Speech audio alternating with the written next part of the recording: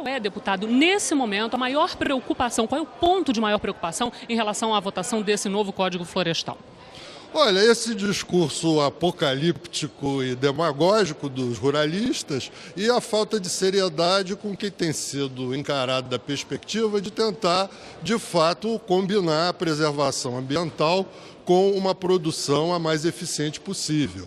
Há gente que simplesmente não entende que é necessário que um rio estar protegido por uma área de proteção permanente, por uma área de proteção das suas margens, que a vegetação ciliar era fundamental para impedir tragédias feitas que aconteceram em Friburgo, em Teresópolis, no Rio de Janeiro, que já aconteceram 2 vezes em Santa Catarina. Então, de fato, há plena possibilidade de se combinar a preservação ambiental com a produção rural, a plena condição de se contemplar a situação específica dos agricultores familiares, mas não tem havido a menor seriedade, o menor esforço dos ruralistas nesse sentido.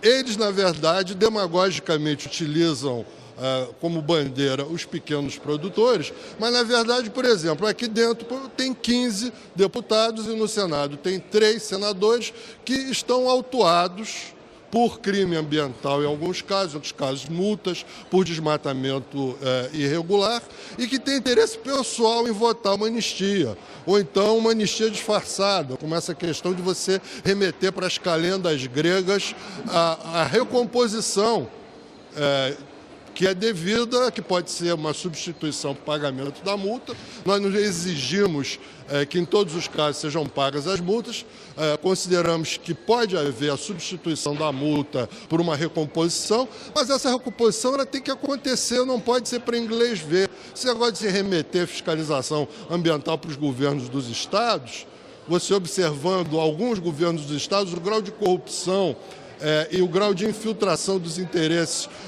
ruralistas que existe dentro de secretarias estaduais, isso é, de fato, entregar o galinheiro para a guarda da raposa. Deputado. O que nós queremos é uma discussão séria, ponto por ponto, queremos levar em consideração os vários interesses que existem, queremos respeitar as especificidades dos pequenos agricultores e, sobretudo, da agricultura familiar.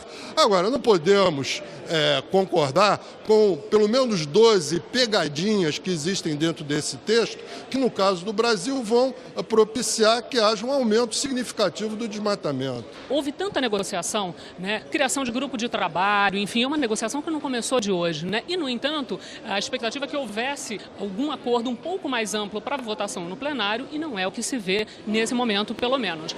O que a Vera quer saber é, houve falha nessa negociação? Houve falha em que ponto? É uma avaliação política. Olha só, em primeiro lugar, queria dizer que o deputado não me encontrou nessas discussões porque eu assumi o meu mandato em fevereiro desse ano. Então, era impossível ele me ver aqui na Câmara porque eu não exercia naquele momento o mandato, mas teria me visto em uma série de outras atividades. Em segundo lugar, eu acho que há uma visão completamente apocalíptica e catastrofista. Não há nada aqui que obrigue a evacuações em massa dentro das áreas urbanas, entende? Isso tudo é um trabalho que tem que ser feito pouco a pouco e liberando as faixas marginais de proteção dos rios e canais, inclusive nas cidades, reassentando aquelas populações, mas dentro de um processo razoável. Da mesma forma que na questão da recomposição das APPs dentro das áreas rurais. Eu até vou convidá-lo para fazer um passeio turístico em certas áreas como Teresópolis, no Rio de Janeiro, como Friburgo.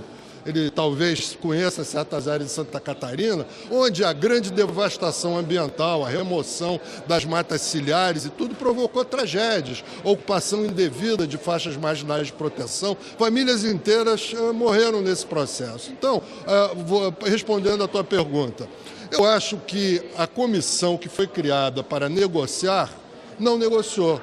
O que nós tivemos foi um diálogo de surdos, um discurso de marcação de posição, como é um pouco o que os ruralistas estão fazendo. Pode ser que haja ambientalistas radicais que o façam também, mas da nossa parte, da parte do Partido Verde, houve a todo momento a disposição de sentar na mesa, analisar artigo por artigo, parágrafo por parágrafo, a linha por a linha, até chegar num texto que de fato fosse equilibrado, que garantisse que daqui para frente no Brasil vai se plantar, vai se reflorestar mais do que se está desmatando.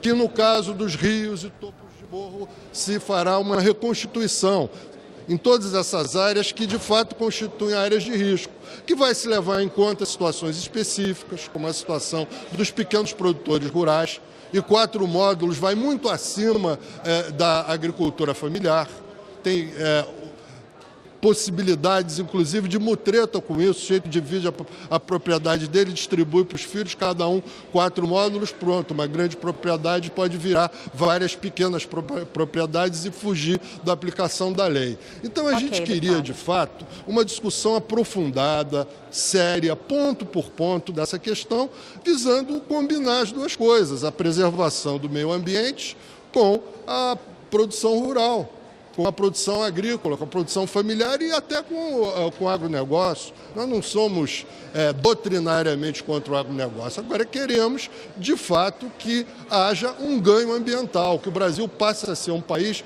onde se refloresta mais do que se desmata. E posso dizer que apenas essa expectativa que os ruralistas criaram em torno de um retrocesso no Código Florestal já foi responsável nos últimos meses por um desmatamento maior em alguns estados, como o Mato Grosso e o Pará, por exemplo.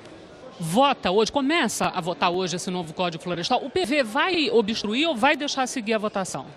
Olha, o problema é que a gente não sabe o que vai ser votado. Veja bem, existe o relatório original do Aldo Rebelo, existe o relatório novo, que nós examinamos apenas a partir de segunda-feira, às 5 da tarde, mas que ainda não tem força legal, e existe uma série de pontos no ar.